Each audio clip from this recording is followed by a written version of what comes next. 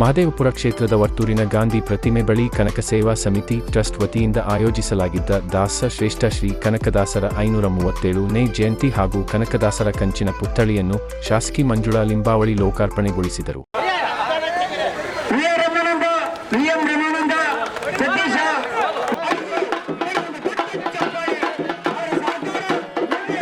ವರ್ತೂರಿನ ರಾಜಬೀದಿಗಳಲ್ಲಿ ಚೆಂಡೆ ವಾದ್ಯ, ಕೇರಳ ತಮಟೆಗಳೊಂದಿಗೆ ತಲೆಯ ಮೇಲೆ ತೆಂಗಿನಕಾಯಿ ಒಡೆಯುವುದು ಸೇರಿದಂತೆ ಪ್ರಸಿದ್ಧ ಕಾಲಾಟಗಾರರಿಂದ ಕನಕದಾಸರ ಕಂಚಿನ ಪ್ರತಿಮೆಯನ್ನು ಮೆರವಣಿಗೆ ಮಾಡಿದರು.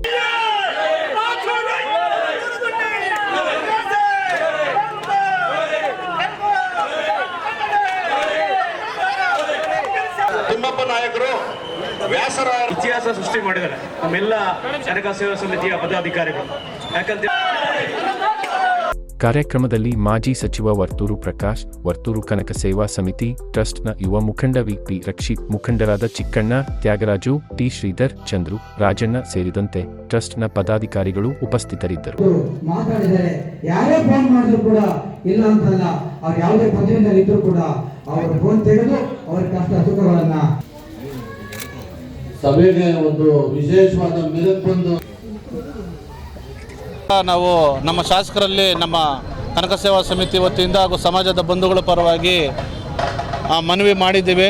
ಸಕಾರಾತ್ಮಕವಾಗಿ ಸ್ಪಂದಿಸಿದ್ದಾರೆ. ಈ ಹಿಂದೆ ಅರವಿಂದ್ ಲಿಂಬಾವಳಿರವರು ಶಾಸಕರಾಗಿದ್ದಂಥ ಸಂದರ್ಭದಲ್ಲಿ ನಾವು ಅವ್ರಿಗೆ ಮನವಿ ಪತ್ರವನ್ನು ಸಲ್ಲಿಸಿದ್ರಿ.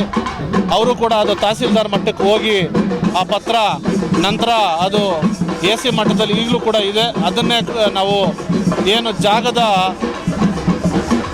ಒಂದು ಗುರುತನ್ನು ಮಾಡ್ತಾ ಇದ್ದಾರೆ. ಜಾಗ ಆದಷ್ಟು ಬೇಗ ಮೀಸಲಾಗುತ್ತೆ. ನಂತರ ಬರೋ ವರ್ಷ ಕನಕದಾಸರ ಕೃಪೆ ದಯೆಯಿಂದ ನಾವು ಈ ಒಂದು ಪುತ್ಥಳಿಯನ್ನು ಆ ಜಾಗದಲ್ಲಿ ಇಟ್ಟು ಪೂಜೆ ಸಲ್ಲಿಸಿ ಕನಕ ಜಯಂತಿಯನ್ನು ಆಚರಣೆ ಮಾಡೋಂಥ ಒಂದು ಆಶಾಭಾವನೆಯನ್ನು ಎಲ್ಲ ನಾವು ಇಟ್ಕೊಂಡಿದ್ದೇವೆ. ಆ ನಿಟ್ಟಿನಲ್ಲಿ ಎಲ್ಲ ಒಳ್ಳೆಯದಾಗುತ್ತೆ ಅಂತೇಳಿ ನಾವು ಭಾವಿಸಿದ್ದೇವೆ.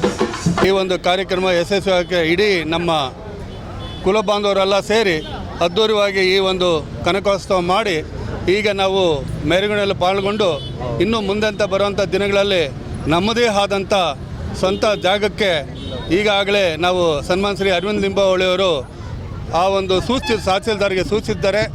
ಆ ತಹಸೀಲ್ದಾರ್ ಮಟ್ಟದಲ್ಲಿ ಇರೋದ್ರಿಂದ ನಾವೆಲ್ಲ ಒಗ್ಗಟ್ಟಾಗಿ ಸೇರಿ ಆ ಒಂದು ಜಾಗಕ್ಕೆ ಪ್ರಯತ್ನ ಪಟ್ಟು ಮುಂದೆ ಬರುವಂಥ ದಿನಗಳಲ್ಲಿ ನಮ್ಮ ಒಂದು ಕನಕ ಭವನ ಇದೇ ವರ್ತೂರು ಭಾಗದಲ್ಲಿ ನಿರ್ಮಿಸಿದಂತೆ ನಮಗೆ ಆಸೆ ಭಾವನೆ ಇದೆ.